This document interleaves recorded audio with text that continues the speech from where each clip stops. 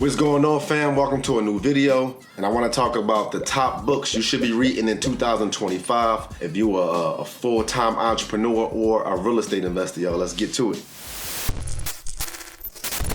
So if you've been following my small little channel for the past couple years, I'll do one of these every single year. I did miss last year. That's when I completely fell off of YouTube, but I did it in 2022, and I did this in 2023. And let me just put this out here, y'all. When I first got into like entrepreneurship or in real estate, I hated reading. In school, I hated reading. I might have read one book in my life, like from cover to cover when I was in school. I hate reading.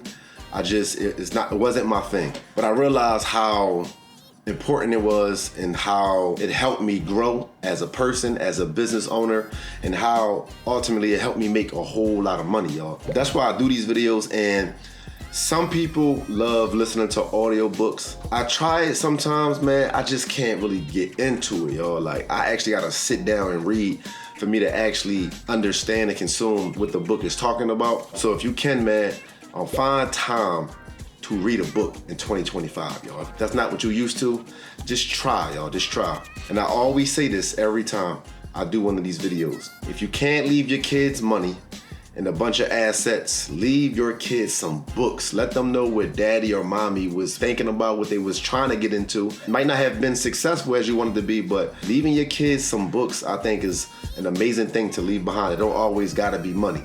But let's get right into it, y'all. So the first book I wanna talk about is Atomic Habits, y'all. An old book, classic book. I'm gonna revisit this. I did read this 2 years ago, but I definitely want to revisit it. And I'm gonna tell you right now, your habits is really going to dictate where you go in life. When I say habits, I'm talking about making small changes, small habits that you do throughout your day-to-day life. You'll be surprised at how much they are impacting you and where you are today. An amazing book. Is a pretty lengthy book. Make this a part of your 2025 list, especially if you're trying to break or shake some habits that you know not good for you, not getting you to the next level, and you want to develop some new ones.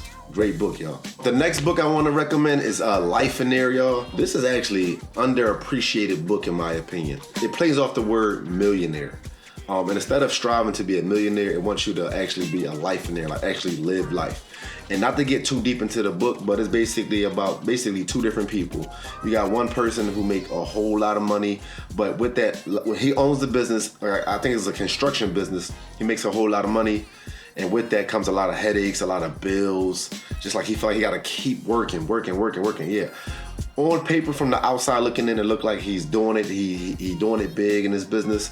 And then on the flip side to this, you have another person who is, they live a good life. Like, they make okay money, but they have their freedom. Like, they're able to spend time with their kids. If I'm not mistaken, he volunteered at his church, and they meet each other. And the guy who making all his money end up wanting the guy who don't have all this, unnecessary stuff going on in his life. He want his life. He want a basic life. Again, I'm getting older, y'all, so I appreciate books like this more. I get so used to grinding, and it's like, man, you gotta actually live life. We only get to do this one time. So again, I ain't trying to go off, but this is a great book. In my opinion, again, it's underappreciated. Another book I want to recommend for 2025 is a book called Think Like a Monk. I think my friend Marlon put me on this book. He's a real estate investor in Houston, y'all. And I read this book, and it kind of a little bit similar to Life in There, like the one I just discussed. If you know anything about monks, like, they literally live like with nothing. They don't value material things. They're able to live their life and be happy without a bunch of stuff. It's kind of like Life in There.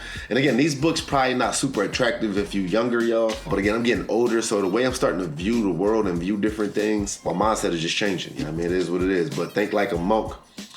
A great book, y'all, a great book. The fourth book I want to recommend is called Profit First. But it's specifically for real estate investing, y'all. They have a regular Profit First, which is a great book, but this one is more so for real estate investing. When you get into real estate, y'all, I don't want y'all to be feeling like everybody who do real estate is a millionaire. You'll be surprised that a lot of people do a whole lot of deals, they close a whole lot of deals, but they're not making no money, y'all. The title explains what the book is about, right? Profiting first.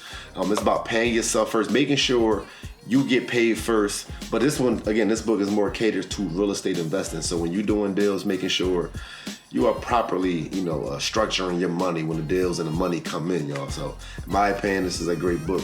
Helped me change some things in my business. Last but not least, y'all, it's not really a book. It's a devotional, y'all. It's 1 minute with God. Last year, I read another devotional, and basically, it gives you a page for every day of the year, and I just, got a new one. I've been, trying to get deeper with God and learning more about God and becoming more spiritual. Again, y'all, I'm just at that age. I'm getting a little older. You feel? I don't look it, but I'm getting older, and I look at things differently. And the last book I read about, my devotional I read last year definitely helped me get through the year. It was a lot of ups and downs in 2024. So I don't want to stop that habit of reading. Spending 1 minute a day with God. I mean, 1 minute ain't nothing. So I'm gonna put actually all the links to all these books if you're interested in the description below. But yeah, they my books, y'all, man. Let's make 2025 our best year ever. And I'm not talking about just money, right? Not making the most money. That's great, for sure. I want you to make the most money, but overall, just have, a great, happy year, man. So that's what I'm striving for. I definitely want to make more money for sure, but it's other things that I definitely want to focus on as well. And maybe I'll make a video about my goals for 2025 in the next couple weeks, y'all. But I appreciate y'all, man. Like, subscribe, comment, all that good stuff, man. I'll see y'all on the next one, y'all. Let's get it.